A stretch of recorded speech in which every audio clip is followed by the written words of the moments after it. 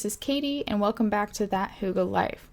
Today we are going to be going through a flip through of my bullet journal from the past few months, and I will be walking you guys through, or I guess really just showing you how I get ready to set up for my next month, which is October. So here are all of my different journals that I have inside of my bullet journal. I am doing the traveler's notebook style. So it's kind of like the case, I guess. I never know what to call it, but the outside part, and then smaller journals on the inside that you can change. So this one has July through September.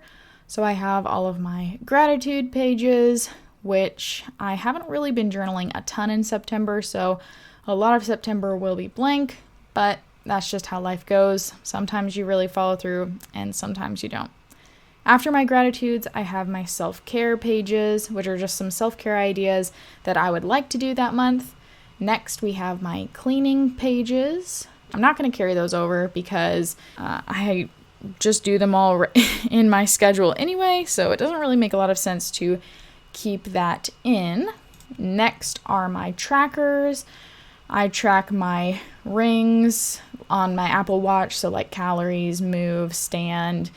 And then I also have my sunrise and sunset on here, but I think I'm going to take those off. And then I also have the weather on there, but I think I'm going to take that off as well because, as you can see, I don't really fill that out.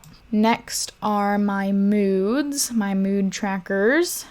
I'm really glad I started doing this again, keeping track of my moods, because I feel like I have been a lot happier. And looking back throughout my day, whenever I fill out my journal at the night, I really do find a lot of positive things to look back on instead of more negative things. So I think it helps me to have more gratitude and be more content with where I am.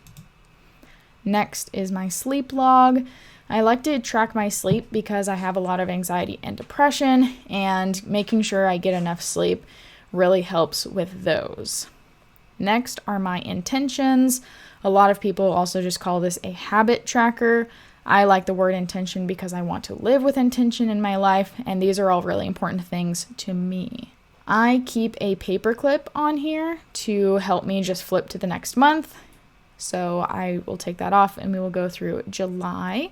I did kind of like a sunbeam rainbow circle theme for July. I also did weekly pages, but I'm not sure how this is going to look moving forward. I don't really journal in here, or at least in this part of my bullet journal, every day or every week, so I kind of want to change that up. Next is August, and I really loved this theme. It was kind of like summery lemons and limes, and it just turned out really well. But again, as you can see, I do not fill out my weeklies, so I need to figure that out. Next, I went back to the rainbow kind of theme, and I did like raindrops and rainbows. Again, trying to keep a hold of summer, but I know fall is now. And again, didn't fill out my weeklies. But that is the end of the quarter of the year. So next, I'm going to get out a new journal. I'm going to get a kind of just like a brain dump journal out so that I can write down all of my ideas, pick out my colors for October, make sure I have everything written down for what the theme I want to do is, and all of that kind of thing. So I'm going to take this out of the cover of my traveler's notebook and get to work on planning October. I'm going to flip to a blank page here, and just like the last quarter of the year, the part of the bullet journal that we just flipped through, I'm going to set up October through December. So this is going to be the last quarter of the year and all contained in one book, which is really nice. But for right now and for my next bullet journal video, it will be focused all on October, since that's where we are right now. So I'm going to pick out all of my pens and pencils and markers. I use the colors of the rainbow for my weekly spreads and whenever I am talking about the weeks, like in my intentions/habit tracker or on the monthly calendar. I color code the days just to help me stay organized, and I like the way it looks, so I'm getting all of those colors out. And then for the rest of October, I am picking out mostly blacks and oranges and some green colors. And I think I grabbed some gray and a silver sparkly pen as well.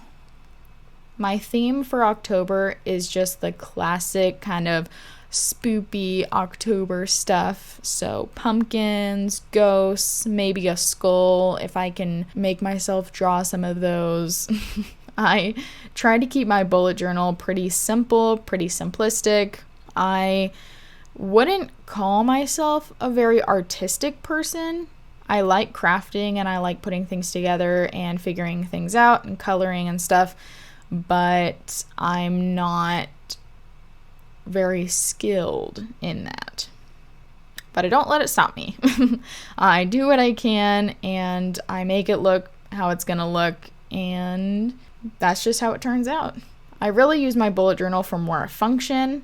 Yes, I use it for creativity and as a creative outlet, but I don't let myself get down about it or let myself get upset because it doesn't look like everybody else's. I know my skill level and I know how I like things to work and to look, so I do the best I can and I go with however it turns out.